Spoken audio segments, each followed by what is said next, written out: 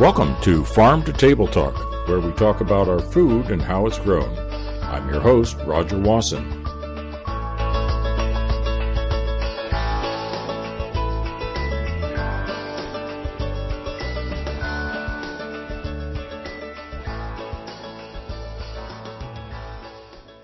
Well, Joel Salatin's been a guest on Farm to Table Talk, and he's always been a popular one.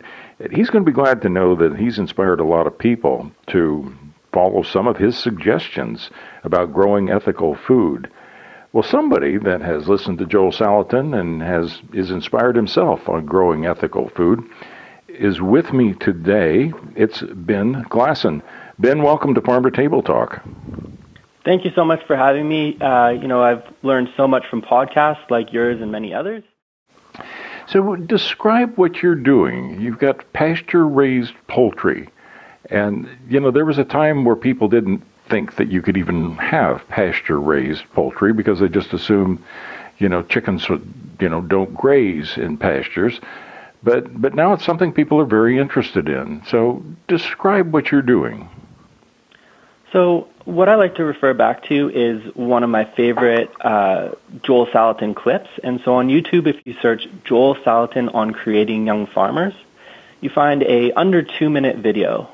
And Joel describes what he has innovated as kind of 4 pieces.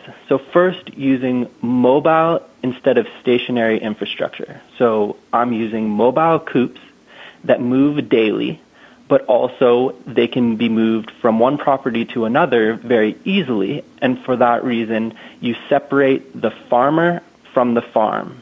So there's no longer the need to own the land. You can borrow or lease the land. And then why do they buy your chickens? I mean, obviously, they can go to a supermarket and buy chicken. So people are buying from you rather than where others might be getting supplied, again, at supermarkets. Why did they choose to buy yours? I think it's because just like going to the farmer's market, it's an opportunity for an experience, a food experience, to meet the farmer and know that they have good intentions and their practices are good. Because though I'm not certified, John Suscovich, he's one of my heroes, and what he says is my certification is the fact that they can ask me any question they want. They can come to the farm and they can see it. Just like Joel Salatin, his farm is open 24 hours a day, 365 days a year for anyone to come and see for themselves to prove that this is ethical, that this is a sustainable practice.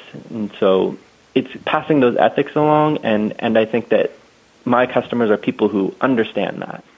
I am yet to run into anyone that's had an issue when somebody comes and asks them questions and saying, gee, I'm not sure about buying your product grown this way, and I wonder about this or that. And in every case I've ever heard of, the farmer's able to explain, and people trust the farmer, and it's just wonderful when that connection takes place.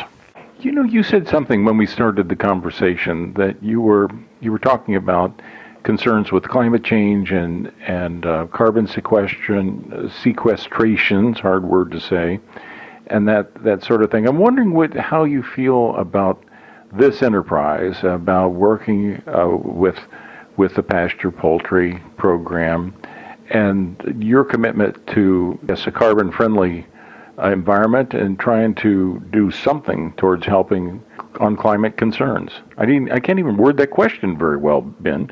You understand what I'm getting at, though, is where do you see that fitting of what you're doing? I'm very passionate about sustainability. Business can be done right. And, with things like organic standards being questioned of their legitimacy, the next thing is regenerative agriculture. And I love regenerative agriculture so much because, as you've talked about in past podcasts of yours, that the word sustainable means staying where we are, staying as good as we are now, but regenerative takes it to the next step where we are first thinking about how can we make the world a better place, whether it's socially, economically, or environmentally. And being able to do that while we earn profits, while we raise livestock, while we farm, and while we feed the world. So that's what I'm very passionate about. And spreading education about regenerative agriculture is really my number one goal above everything else.